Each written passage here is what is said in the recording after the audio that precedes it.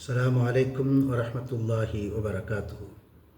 نحمده ونصلي على رسوله الكريم. أما بعد فقد قال الله تعالى في محكم التنزيل: أعوذ بالله من الشيطان الرجيم. بسم الله الرحمن الرحيم. إن هذا القرآن يهدي للتي هي أقوم.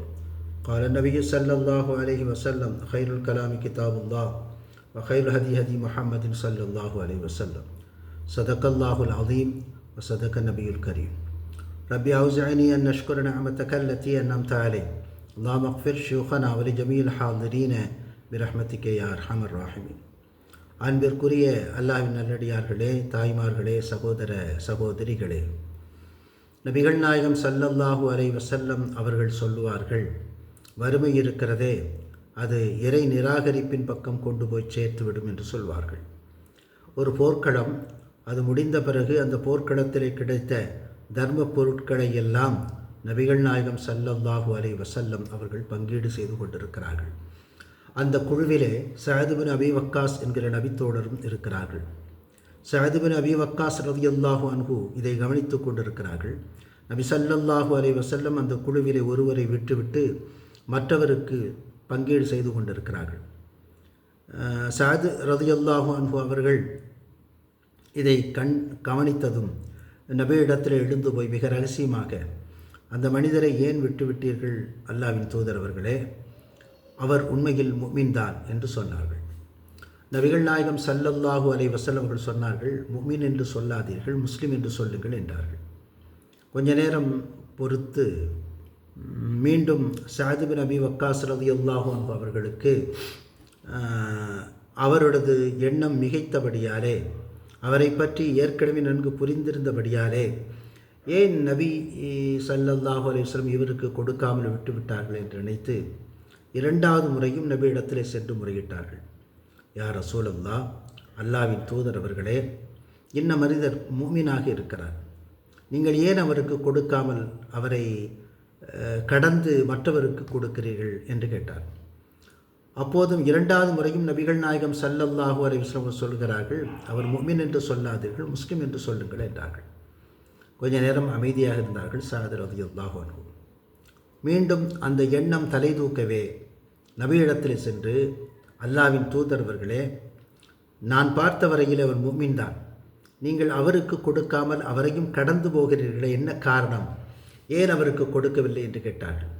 நபிகள் நாயகம் ஸல்லல்லாஹு அலைஹி வஸல்லம் சஅத் ரலியல்லாஹு அன்ஹுடைய தோள் புஜத்திற்கும் கழுத்திற்கும் மத்தியிலே செல்லமாய் அடித்து, என்னிடத்தில் வழக்காடுகிறீர்களா, என்னிடத்தில் சண்டைக்கு வருகிறீர்களா என்று கேட்டுவிட்டு, முஸ்லிம் என்று சொல்லாதீர்கள், மூமின் என்று சொல்லாதீர்கள், அவர் முஸ்லிம் என்றார்கள். மூமினுக்கும் முஸ்லிமுக்குமான வேறுபாடு என்ன என்பதை இந்த இடத்திலே நாம் புரிந்து கொள்ள வேண்டும். வெளிப்படையிலே ஒருவர் கலிமாவை ஏற்று அதன் பிரகாரம் நடக்கிற வெளித்தோற்றத்தில் இருக்கிறார் என்று சொன்னால் அவரை முஸ்லிம் என்று சொல்லலாம்.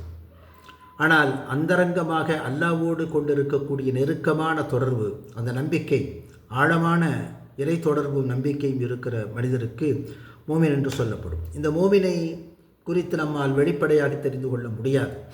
நபி ஸல்லல்லாஹு அலைஹி வஸல்லம் அவர்களை போன்ற உயர் மனிதர்கள் இறைவனுடைய உதவியை கொண்டு அவர்கள் அறிந்திருக்கலாம். எனவே தான் நீங்கள் முஃமின் என்று சொல்லாதீர்கள், முஸ்லிம் என்று சொல்லுங்கள் என்றார்கள்.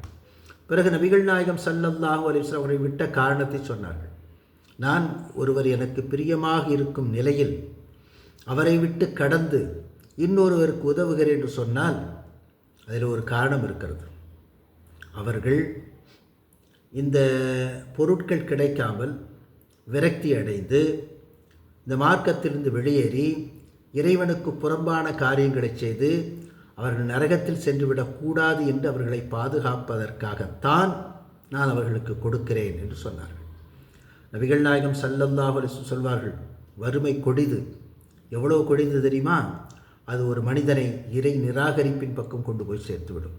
எனவே தான் முடிந்த வரைக்கும் நம்மை சூழ இருப்பவர்கள் வறுமையின் கோரப்பிடிக்குள் சிக்காமல் பாதுகாக்க வேண்டும். அதற்குத்தான் ஜக்காத் இருக்கிறது, அதற்குத்தான் சதக்கா இருக்கிறது, பைத்துல் மால் என்கிற பொது நிதியம் இருக்கிறது. இது போன்ற பல்வேறு வகையான நடவடிக்கைகள் எல்லாம் ஒரு இறை நம்பிக்கையாளன் எந்த நேரத்திலும் விரக்தி அடைந்து விடக்கூடாது, பொருளாதார சிக்கலில் அவன் மாட்டிவிடக்கூடாது. அதன் காரணமாக அவன் இறைவனை மறுக்கிற நிலைக்கு சென்று விடக்கூடாது என்பதற்காகத்தான் இந்த ஏற்பாடுகள். எனவே நாம் இவற்றில் கவனம் செலுத்த வேண்டும். நம்மை சுற்றி இருக்கிறவர்கள் எப்படி இருக்கிறார்கள் என்று கொஞ்சம் பார்த்து கொள்ள வேண்டும். அது நம்முடைய அடிப்படை கடமையாக இருக்கிறது. பக்கத்து வீட்டுக்காரன் பசித்திருக்க தான் மட்டும் உண்பவன் உண்மையான இறை நம்பிக்கையாளன் அல்ல என்கிற நபிமொழியை இங்கே நினைவு கூறுவது பொருத்தமாக இருக்கும். எனவே முடிந்த வரைக்கும் நாம் பிறருக்கு உதவி, வறுமை சூழலில் அவர்கள் சிக்கிக்கொள்ளாமல் இருக்க நாம் இயன்ற வரைக்கும் பாடுபடுவோம். அல்லாஹ் தௌஃபீக் செய்வானாக. வாஹிர் தஅவானா அல்ஹம்துலில்லாஹி ரப்பில் ஆலமீன். வஸ்ஸலாமு அலைக்கும் வரஹ்மத்துல்லாஹி வபரகாத்துஹு.